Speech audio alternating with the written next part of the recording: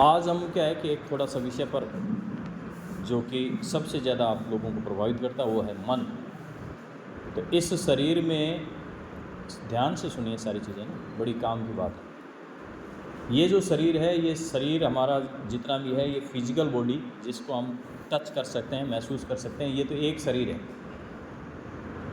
इस शरीर को हिलाने डुलाने वाला, चलाने वाला, अर्थात इसके अंदर क्या है, जैसे हाथ है तो हाथ को क्या बोलते हैं, इंद्रियां। जैसे हाथ को इंद्री बोला, पैर को इंद्री बोला, आँख को इंद्री बोला, मुंह को इंद्री बोला, नाक को इंद्री बोला, कानों को इंद्री बोला।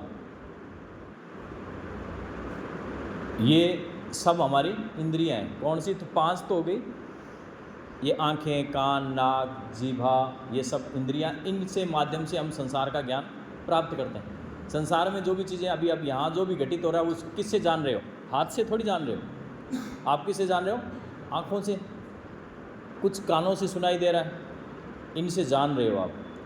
अब ये सारी चीज़ें हैं, ये एक अलग चीज़ हो गई। यानी कि आँख को अगर बंद कर लें तो बाहर जानना मुश्किल है कि बाहर क्या हो रहा है, नहीं जान सकते। तो आँख जब बंद हो जाएगी तो कौन जानना चालू कर देगा? कान जानना चालू कर देगा।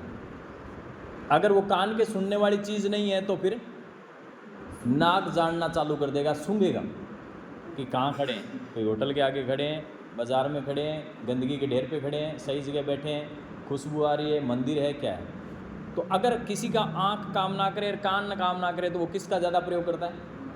नाक का ज़्यादा प्रयोग करने लग जाएगा। ये दोनों तीनों ही अगर ठीक ढंग से काम ना करे तो वो स्पर्श का प्रयोग करता है। स्पर्श इंद्रियाँ, त्वचा आदि है वो स्पर्श है। इस पे सारे पे सेंसर लगे हुए हैं, पूरे शरीर पे सेंसर है। तो ये जैसे ही कहीं टच करेगी तो पता लगा के कि ये लकड़ी पे टच हो गया, इसका मतलब ये लकड़ी। मतलब आँख भी बंद है, कान भी बंद है, नाक में भी कोई जा नहीं रहा, कुछ भी चीज़ नहीं है, दिख भी नहीं रहा, तो कौन महसूस कर रहा है? ये हाथ, त्वचा। ये कोई ज़रूरी नहीं है उंगली टच हो, ये टच हो जाएगी तब भी आप जान पाएंगे। ये कंधा कहीं लग गया तब भी जान पाएंगे। आपका पैर कहीं टच हो गया तो जान पाएंगे। अर्थात पूरे शरीर में क्या है? ज्ञानेंद्रियाँ हैं, त्वचा के अंदर स्थित है, सेंसर पूरे में शरीर में लगे हुए हैं। जैसे किसी गाड़ी के टच कहीं पर भी कर दें तो उसका सेंसर बजना चालू हो जाता है, बजते हैं ना, जैसे गाड़ियों में कई सेंसर लगे होते हैं, टों टों टों टों करने लग जाती है। ठीक ऐसे ही हमारे सेंसर लगे हुए हैं। अब ये तो हो गए अलग सेंसर। तो 5 सेंसर लगे हुए हैं जो बहुत सेंसिटिव सेंसर है, जिसमें आँख, नाक, कान, जीभा, त्वचा, ये। इसके बाद में एक सबसे खतरनाक प्राणी इसमें रहता है, वो है मन। कौन है? मन। मन क्या है कि आप आंख बंद कर लो, कान बंद कर लो, शरीर बंद कर लो, लेकिन ये गया दिल्ली, पहुंच गया। लाल किला दिख रहा है? दिख रहा है कि लाल किला? काला घोड़ा दिख रहा है आपको? काला घोड़ा दिख रहा है? आंख तो है ही नहीं, आंखें तो यहाँ बैठी है काले घोड़े पे, काले घोड़े की पूंछ दिख रही है, काले घोड़े का ऊपर बैठा हुआ एक पीला सवार दिख रहा है, पीले कपड़े वाला पहन करके बैठा ठाठ से, दिख रहा है ना? अब कौन देख रहा है? आंख यहीं है, आंख यहीं है। वाणी या मन कहीं चला गया तुरंत ही ट्रंप के पास चला जाएगा। अभी 1 सेकंड बोलो कि ट्रंप, वो ट्रंप के पास खड़ा है। अभी बोला कि जी मोदी जी, ये मोदी जी के सामने, कहाँ सामने बैठे हैं यार, आप का एक कप ले रखा है, चाय पी रहे हैं मोदी जी, हाँ क्या कर रहे हो? हेलो, मोदी जी के सामने बैठ गया, आप कुर्सी पर जाकर, कौन ले जा रहा है? सबसे गति तेज जो है वो किसकी है? मन की। आपकी, मेरी, घड़ियों की, जितने भी यंत्र आज के बने हुए हैं उनमें सब में कौन सबसे फास्ट है?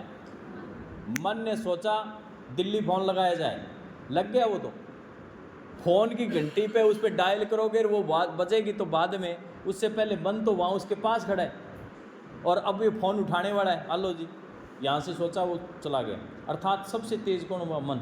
चंद्रमा पे पहुँचे, उतार दिया रॉकेट, खड़ा है, हेलो जी, चंद्रमा पे मट्टी चेक कर रहे हैं अपने, समझ गए?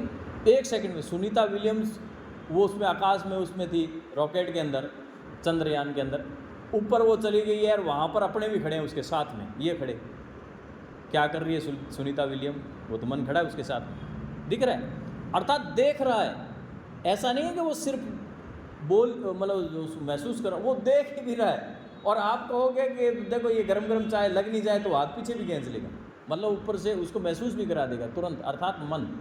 अब मन क्या है, तो थोड़ी देर इसको रोकते हैं। रोकना कैसे है, तो मन को एकाग्र करना है। किस पे एकाग्र करना है, तो यहाँ आपके आँख खुली रखना, आँख खुली रखना। नीचे देखोगे तो लोग दिखेंगे, तो मन फिर पंगा ले लेगा।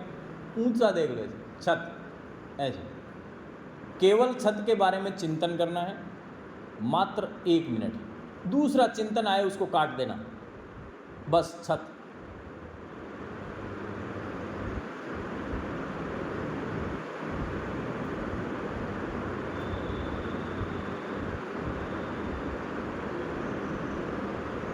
रोक दो, छोड़ दो।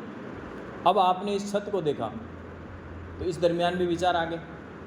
अब आपके पास में कोई चिंतन नहीं था, तो इसलिए छत देखते ही आपके साथ में विचार चल पड़े। कुछ लोग होंगे वो ठीक चलेंगे। तो ईमानदारी से बोलो कि कितने लोग केवल छत के अलावा कुछ भी नहीं सोचा, कुछ भी नहीं सोचा, जिन्होंने छत के अलावा कुछ सोचा ही नहीं।